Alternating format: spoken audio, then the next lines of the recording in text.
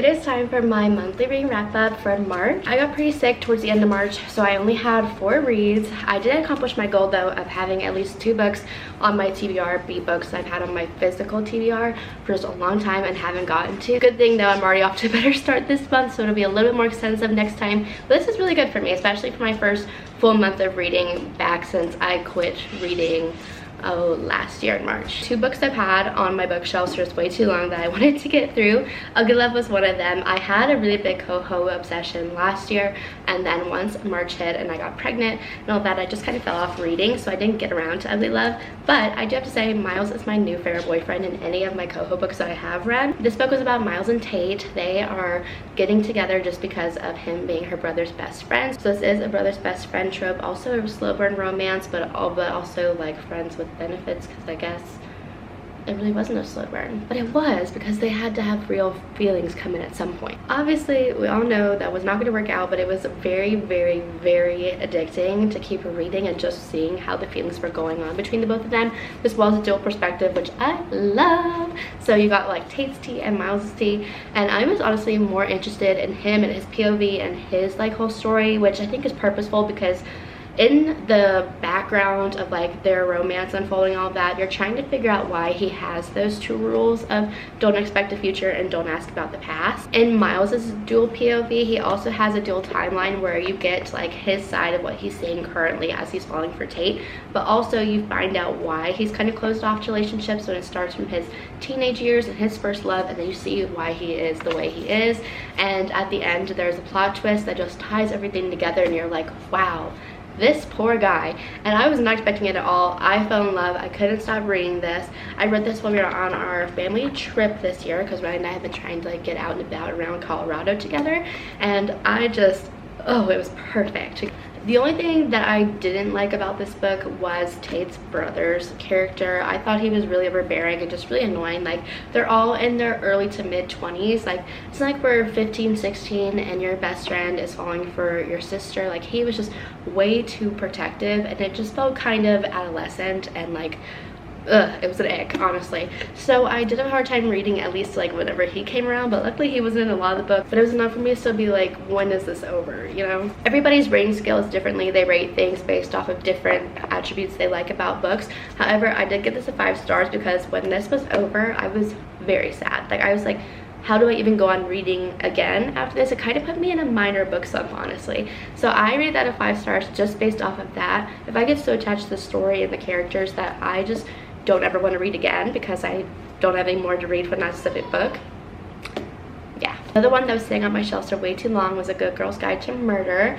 I thought this book was interesting. Basically, you're following Pippa, the lead character of the book. She is doing her school project on solving the murder of her town that was like big news back in the day between 2 high schoolers at the same school she goes to, and her only like partner in this whole thing happens to be the accused murderer's little brother. So I thought that that was a pretty interesting premise in itself for a book. However, this is a 3-book series, and I was really hoping that this would just be kind of tied up in a pretty little bow, and like this specific story would be over with, and the next book maybe it'd have like a time jump, we'd talk about something different. However, it still just carried on with the same story, and for that reason I did give it a little bit lower of a rating, but it was still very interesting. I really liked Pippa's character. She was very like headstrong, and she was going to get to the bottom of whatever happened.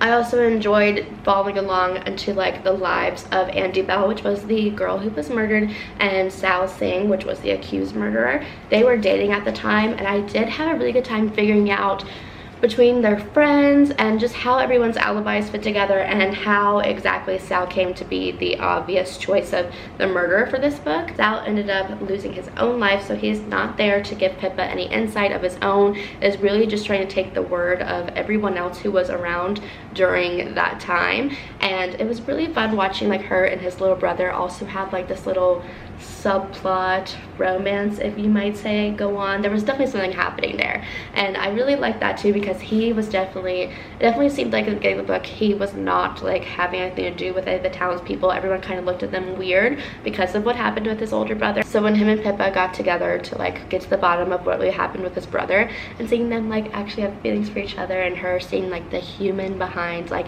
this horrible tragedy that happened in her town, it was really cute. But the writing style of this book and like the pace of the book was good enough to where maybe we could have ended this specific story here, but I do really enjoy the characters and I wouldn't mind having another book with like the same group of people. I've not purchased the next book, which is Good Girl Bad Blood. I think I might wait on it for a little while just because it's not something that I'm like dying to read next. I have another first book in the series that I have been searching high and low for the second book. It didn't hit me that good to like dive into the second book right now. However, I do think it's really good to read. It was really interesting and just a super cute little YA book to read. Now for my two bought books that I got last month. The first one was Rock Paper Scissors. I picked this up in a cute little local library because I've been looking for it for quite a while, but I've just been having a hard time narrowing down thrillers I wanted to read. I'm kind of more of a romance YA girl, so when I stepped out into the thrill world, I had learned that this was definitely where I needed to start. I've heard wonderful things about Alice Feeney as a writer, so I'm really excited to dive into more of her books after this because I did really like her writing style, and I thought the pace of her book was super good, and it just kept me reading it and coming back to it. I was kind of scared that'd be something that I might have to like dual read with another book and keep like coming back to it for a few chapters and start reading a romance to like really keep me going, but it did carry my interest all the way through. They're celebrating 10 years of marriage, so throughout the chapters there are letter inserts of Amelia's where you can kind of read how each year went through her lens. I thought it was really interesting too because throughout the chapters they would talk about something that happened a few months, a few weeks, a few days ago, and then you get Amelia's letters in between that would explain exactly what that fight or that really good connection moment was in that they're referencing. Now the one thing I did hear about this book everywhere was that you are not going to expect the plot twist at all, and I can also say I didn't. I was so shook. I even read it twice when I got to that point because I didn't believe what I was reading. I really liked this book, and I will be purchasing more Alice Feeney's books. On my Goodreads, I think I rated this a 4.75 because I wasn't at that point where I was like, you know, sad that it was over, but I was still like, wow, that was a really good story. The last book I read in March, and my favorite book by far, was Twisted Love. This is a 4-book series written by Anna Huang. I absolutely loved her writing style. I loved the pace of the book. I loved the banter between the characters. This was another brother's best friend trope, but I loved this like 10 times more than I liked Ugly Love. So it's kind of off my rating scale since I already made that a 5 stars. However, this was a 5 stars more so because of the characters. Oh, I was just teething right now. The first perspective in the book was Alex's, and in the back of the book it says, Alex is a devil blessed with the face of an angel and cursed with a past he can't escape. Driven by a tragedy that has haunted him for most of his life, pursuits for success and vengeance leave little room for matters of the heart.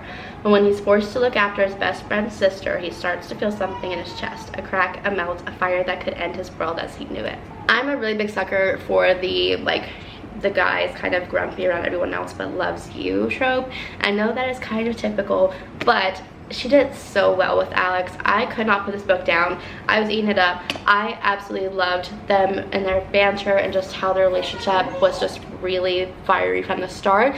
I like slow burners, don't get me wrong. I think they have a time and a place, but I also don't hate when it's like right off the bat they're just like starstruck by each other. And of course you got the dual perspective, so they didn't say it to each other right away, but you knew from their tea that he was feeling it. The female lead character was Ava. Despite her broken past, she's never stopped seeing the beauty in the world, including the heart beneath the icy exterior of a man she shouldn't want. As much as I loved their relationship and obviously falling in love with their romance, and by the way, the spice in this book was like a 5 out of 5. I was read. There are 2 subplots in the book besides the romance, which one is figuring out Alex's trauma. His family had an accident while he was growing up, and you're kind of figuring out how that leads into his adulthood, because in his professional life he is trying to take down a rival who he believes is responsible for what happened in his childhood.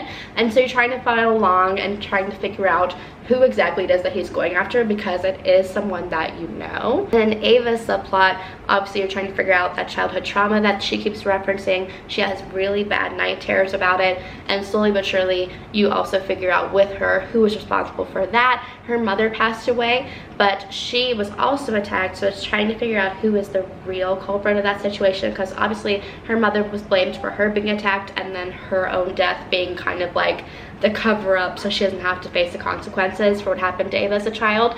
So you also figure out how that went down and who's really responsible, and I really loved those two subplots. When those two came into fruition, I also read those twice because I did not believe what I was reading and I thought they were joking, honestly. So it was a really, really good book. Besides the spice, besides the romance and things I normally like, I really enjoyed that. But we will be doing a lot better this month because I feel so much better. But I hope you guys enjoyed this video. I'll be doing a separate video talking about my April TBR because I think I just make this video a little bit too long. If you want to see my reviews and what I'm reading as I'm reading it, you can follow me on my Goodreads. It's Maleah Whitten, just like all my other social medias. I'll also push my other two to the top. I started a Fable account, so I have a book club now, and right now we're about to start reading Love in Other Words, I think is what I decided on. So if you want to follow me on there, you can get the Fable app, and my username as always is Maleah, or my club name is Maleah's Bookshelf, and you guys can just follow along and we can read books together. It'd be super fun, so just want to put that in there also. But I'll see you guys in the next video.